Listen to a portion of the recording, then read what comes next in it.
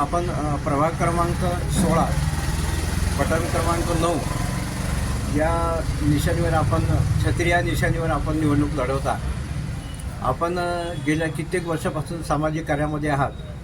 तुम्हाला प्रस्थापित कोण्या पक्षानं तिकीट दिलं नाही का? नाही, मी तिकीट 10-12 वर्षापासून तिकीट मागत होतो उभाटाचा, उद्धव बाळासाहेब ठाकरे यांच्या पक्षाचा. तर मला ऐन वेळेवर त्यांनी तिकीट नाकारला माझा. मी पक्षाचे नेतृत्वाखाली 11-12 वर्ष काम केलं.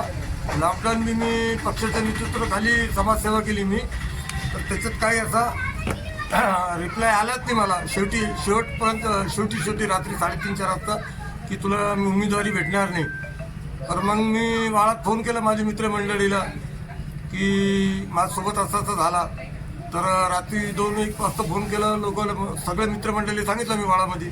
तर माझा वाढ सकाळी 7 वाजता उठून गेला आणि सगळ्याचे फोन आले. सगळे मित्रमंडळी, महिला मंडळ सगळे गोळा झाले, तुझ्यासोबत अन्याय झाला म्हणून. तर म्हणलं यार असं आहे. तर फार प्रयत्न केला की बाबा तिकीट द्या, माणूस निवडून येणार आहे आणि सगळे धर्माला घेऊन चालतो सोबत. पण त्यांनी शेवटपर्यंत काय तिकीट दिलं नाही. मग आम्ही नाराज होऊन मी वाळात आलो. तो सगळे मित्रमंडळीचा फोन आला मला की यार काय झाला भैया, जाऊन दे, आपण पक्षाचे जीवावर इलेक्शन लढणार नाही. आता आपण स्वतःचा उमेदवारी आपण घरू पाहा आणि तुला निवडून देतो आम्ही. तर माझे जे मित्रांना मला जे पाठिंबा दिला, तर हेच माझे आमदार, खासदार, मिनिस्टर हेच माझे पाठीशी आहे. आता मला दुसऱ्याची काय अशी इच्छा होऊ नाही लागली की बाई कोणी पार्टीचा माणूस आला प्रचार करणार, काय नाही. आणि माझ्याकडे नेमकं म्हणजे माझ्याकडे काही पैसा नाही आहे. मी ते मित्रमंडळाच्या भरोश्यावरच उभा आहे. आणि ज्याच्याकडे पैसे आहे त्याला 2-2 दिवसात उमेदवारी देऊ लागले लोक. आता आमच्याकडे असं आहे की BJPचे फार उमेदवार उत्सुक होते, 10 वर्षापासून उत्सुक होते. पण साहेबांना काही पैशाचा वेळ बघून आणि काय माप बघून, काय वैयक्तिक कामा बघून 1 दिवसात BJPला तिकीट देऊन टाकलं समोरच्या माणसाला, नवीन उमेदवारला. बाकीचे उमेदवार जे ते असं म्हणजे पार्टी BJP पार्टी राहिली नाही ती. ते लोक म्हणतात BJP पार्टी राहिलीच नाही. ते कधी बी कोणाला बी ज्याचे रिलेशन आहे त्याला तिकीट देऊन टाकतात. ते काय मुद्दे घेऊन उभे राहिले? माझ्या वाडामध्ये विकासाचा मुद्दा पहिले असा आहे की माझ्या वाडामध्ये पाणीची लई प्रॉब्लेम आहे. 10 दिवसाला 1 दिवस पाणी येतो. ड्रेनेजची प्रॉब्लेम आहे. आमचं जे नाला आहे ते आता 10 वर्ष झाले काही साफसफाई नाही झाली. आणि प्रत्येक वाडामध्ये आमची परिस्थिती एवढी खराब आहे की दवाखाना, हॉस्पिटल, लाईट वेळेवेळ भेटत नाही. फक्त एक आमदार खासदारची निधी येते रोडाची, लोक रोड घेऊन टाकतात, रोड बनवून टाकतात. पण खाली जे पाईपलाईन खराब आहे त्याचं काम कोणी घेतच नाही. कारण की रोड कॉन्क्रीटमध्ये पैसे जास्त उठतं कॉन्ट्रॅक्टरला किंवा नगरसेवकला किंवा आमदारला. ते रोडचंच काम करून घेतात. ते त्याच्या खाली पाईपलाईन घाण पाणी येऊ लागला का ड्रेनेज खराब आहे ते बघत नाही. ते म्हणजे ज्या कामातून पैसे मिळतात, जसे की बांधकाम विभाग आहे, बांधकामातून पैसे मिळतात म्हणून ती कामं केल्या जातात. पण जनतेच्या आरोग्याच्या दृष्टीने, जसं की पाण्याचा प्रश्न आहे, आरोग्याचा प्रश्न आहे, या दृष्टीने कोणी काम करत नाही. अजिबात नाही करत. कारण की मी आता वर्षभर झाला की एका माणसाची, आमदार असो का खासदार असो का कोणी असो, तिची निधी आली होती. तर एक कॉन्ट्रॅक्टरने घेतला. मी त्याला समजून सांगितलं की बाबा याच्यावर रोड नको टाकू तू. नाही, साहेबाचा आदेश म्हणे गल्ली स्वच्छ करायला पाहिजे म्हणे. अरे बाबा, गल्ली स्वच्छ कर पहिले, पण खाली बघ ना, पाईपलाईन खराब आहे, पाणीची लाईन खराब आहे, ड्रेनेज लाईन खराब आहे, ते करून दे मला. रोडचा काय प्रॉब्लेम सॉल्व्ह होणार नाही. रोडवर वरती चापडून लावून ती प्रॉब्लेम सॉल्व्ह होणार नाही.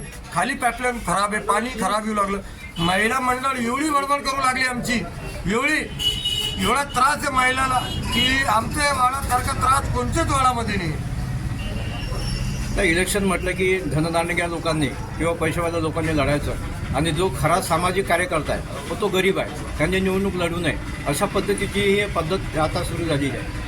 ही घातक प्रवृत्तीची पद्धत आहे असं आपल्याला वाटत नाही का? नाही आहे सर. पण काय झालं की ज्याला आता आमच्या वाडाची परिस्थिती अशी आहे की एक तर आमच्या वाडामध्ये कोणाला उमेदवारी दिलीच नाही. आणि ज्याच्याकडे पैसे आहे त्याला एवढी गुरमी पैशाची एवढी की ते जनताला विचारू शकता तुम्ही जाऊन प्रत्येक वाडाला जाऊन विचारू शकता तुम्ही. मी तर माझ्या तोंडाला बोलणार नाही, कारण की जनता जनार्दन आहे. जनता जनार्दन जनताच देईन त्याला, की पैसा किती बी राहू द्या, पैशाना माणूस निवडून येत नाही. बरोबर आहे. पैशाना माणूस निवडून येत नाही. पैशाना माणूस कधी निवडून आला असता तर हे उद्योगपती सगळे मिनिस्टर कलेक्टर झाले असते. आज पैशाला काय होणार नाही. जनता ज्याचे मागे आहे तेच जनता जनार्दनचा आशीर्वाद ज्याला भेटला तेच निवडून येणार आहे. आता आपण जनतेला किंवा मतदारांना कोणत्या पद्धतीचं आवाहन करणार आहे? विकास विकास गोरगरिबाला. आता अशी अशी समस्या आहे की वाडामध्ये आपण सांगू शकत नाही साहेब, की जे गल्लीत आपण आता मी प्रचारच्या निमित्त फिरू लागलो गल्लीत, तर बायका एवढा म्हणू लागले माय बहीण आमची, की बाबा आमचा नगरसेवक कुठे आता, आतापर्यंत कुठे नगरसेवक माहीत नाही. आता तुम्ही आले, तुम्ही त्यांच्यासारखा तर नाही राहणार.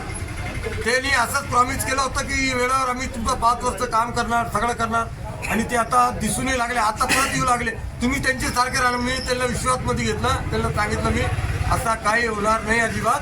मी तुमच्या विकासासाठी उभं राहिलेला माणूस आहे, आणि मी चौथा उभं नाही राहिल्याच आहे. मला हे सगळे जनतानं उभं केलं. मला अपक्ष उमेदवार प्रभाग 16 मधून लढायची म्हणजे ते काही साधारण गोष्ट नाही. साधारण गोष्ट नाही साहेब, की अपक्ष उमेदवारी लढून घेतली आणि काय बी कुठे फिरू लागले, तसं नाही. मी निवडून येण्यासाठी प्रभाग 16 मधून उमेदवारी दिली मला मित्रमंडळीला, की अपक्षवार म्हणून. जो मित्रमंडळी अपक्षसाठी पाठीमागं आहे त्याला अजिबात घाबरायची काय अजिबात गरज नाही सर. आपला सर्व समाजाच्या लोकांचा पाठिंबा आहे. मला मुस्लिम समाजाचा तर 40% समाजा सपोर्ट आहे. हिंदू धर्माचा, मित्रमंडळाचा, महिलांचा, यांचा मला 60% मतदान भेटणार आहे. 100% मतदान भेटणार आहे. मी आता दावा ठोकून सांगतो, मला मतदान भेटणार आहे. त्यांचा विश्वास आहे मला, कारण की त्यांनीच मला उभा केलं. त्यांनीच उभं केलं मला, कारण की विकासासाठी उभं केलं. आपलं नाव सांगा. माझं नाव नसीर पठाण. उमेदवारी माझी मिसेस परवीन बेगम नसीर पठाण.